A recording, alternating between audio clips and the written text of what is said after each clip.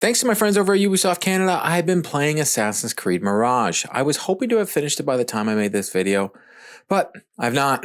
So this video is going to be a little bit different. It's not going to be a review, but it's going to be an impression of my thoughts and my playthrough so far in Assassin's Creed Mirage. I'm about 70% done the game. I'm going to speak to all the differences that this Assassin's Creed game has over previous titles because there's many, and I'm going to go over the similarities as well. I'm also going to tell you, if you wear the right outfit for Basim, you're going to look a heck of a lot like Jake Gyllenhaal from Prince of Persia, and I can't unsee it.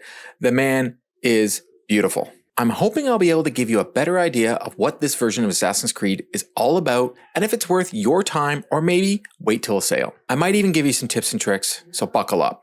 If you like what you've heard so far, please drop a like and even subscribe if you haven't already. So I'm Court Lalonde from Carpole Gaming, and here's my non-review of Assassin's Creed Mirage.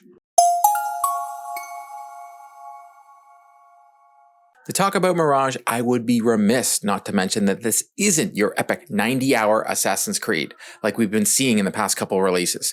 Thank God, honestly, I can't do it again. In fact, it originally was going to be a DLC for Valhalla and then turned into a standalone release. And then even there was rumors that it was going to be Assassin's Creed 1 remastered. I've put just about 20 hours in this game, but haven't finished it yet, but I'm pretty sure I'm close. I'm going by what the internet told me, and honestly, the internet's never wrong. The internet also says that it's about 25 to 30 hours to finish Assassin's Creed Mirage. I'm not going to go into any spoiler territory, but this game is about Basim, who we first met in Assassin's Creed Valhalla. We get the origin story, and we're dropped into his world before he becomes the hidden one. Basim isn't the most dynamic character in Assassin's Creed lore, but it's suitable for the setting and the story they're trying to tell. I'm having a hard time finding his motivation in the game, as he starts as a person who wants nothing to do with hurting anyone, to this stealth assassin dropping bodies everywhere. Once you've played it, and you come back in the comment section, you let me know that if I may have missed something, or that you found some hidden depth that I didn't see. To me, the real main character of Assassin's Creed game is the history and the location. Except for Cassandra and Ezio, best characters in Assassin's Creed lore by far. The location of Baghdad feels very familiar and doesn't really stand out for me for any previous games, but that's just the location. Like as soon as we drop into the game, I look at it and I'm like, I feel like I've already played this. But how it looks and feels is a different story. Yes, it may look like something else, but honestly, it feels vibrant and alive. They made the city feel alive, from the bazaars to the rooftops to the alleyways, to the waterways to the deserts. The attention to detail doesn't go as noticed. As you're walking the city streets, you can even pet a cat. Honestly, the fact that this isn't a trophy or achievement kind of burns my bridges. Developers, this should always be a trophy or achievement. We all want to pet an animal. When you walk through the streets, you'll hear NPCs talking to each other, and I don't think I've heard a repetitive conversation. You even see characters in distress, and don't forget you can pickpocket people everywhere. So if you walk through many bazaars, make sure to grab yourself some loot. The city does make for some good photos though, so make sure you take full advantage of the photo mode in the game. It allows for many different photo settings. And also, when you're doing anything bad, make sure no one's watching, because these people that you're walking around, they rat you out. I played Mirage on performance mode, as I do in all my games when the option is available, because I feel it does give me a better gameplay experience. But there is a quality setting if you want that 4K 30 frames per second. But I went with the 1440p 60 frames per second. I think you need that extra FPS, because one of the biggest differences is they've changed the combat system and they make it feel more like the original Assassin's Creed games. They made it stealth more of a focal point, far more than the hack and slash Valhalla was. They brought back the parry system and give you color indicators in combat to either parry or evade. The yellow indicates parry and the red indicates evade. Gone are the enemy level numbers that are on the RPG element that have been in the previous games. You only must deal with a health bar, a stamina bar, and many different enemy types. The stamina bar is for you, so watch when you are parrying or fighting, because you actually won't be able to do it if you lose your stamina.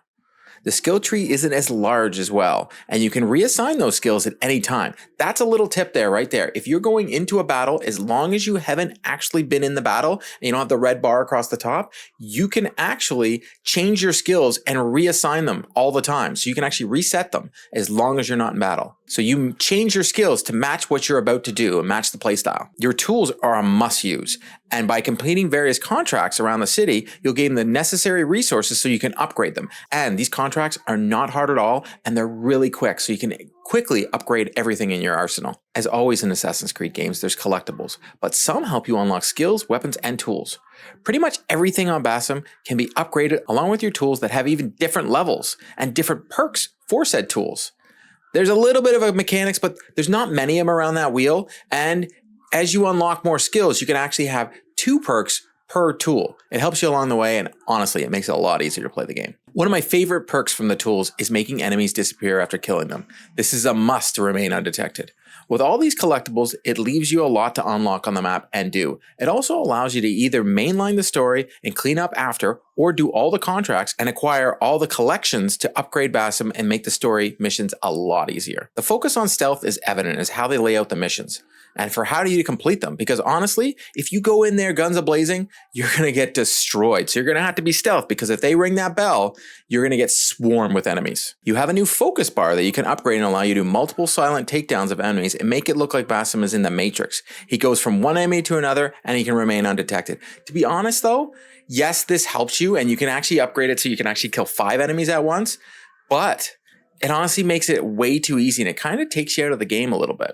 Gone are the days of Valhalla that when you have the same level as the character, you can go in and axe and destroy everybody. You're going to need to map out each takedown and try and take out enemies one by one because, like I said before, when they sound that alarm, you better run. They wanted this version of Assassin's Creed to feel more like the original, and they did a great job doing so, right down to jumping off the legends for no apparent reason and the clunky traversal mechanics. Now, honestly, I love Assassin's Creed games, and I truly do love that they're making it feel like the old game.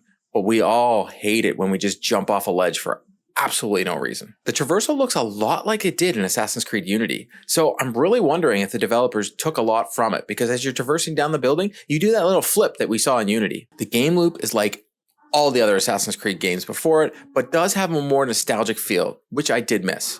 Bowsah as a character wouldn't be my first choice as a standalone story, and Baghdad looks like an area I've already been, but for a non-full price game, this is huge bang for your buck. There's a lot to play here. I'm biased because I love me some Assassin's Creed games, so I'm having trouble putting it down, but having a hard time getting past how much I don't enjoy Bowsah as a character so far. You're fighting the Order, but I do miss taking down the Templars and the story that they were trying to tell us in the past. For my playing time, I would recommend this to anybody that likes Assassin's Creed games or likes a stealth game. Heck, the stealth and the collectathon people, this game is right up your alley, and it's not that long, so you're going to be able to play it just in time to play Mario Wonders or Spider-Man 2 in the end of October. I will be giving my full review after I finish the game. I wanted to give you some of my thoughts as I play through the game, because this is one of my most anticipated games of the year, and I want to make sure I don't rush it.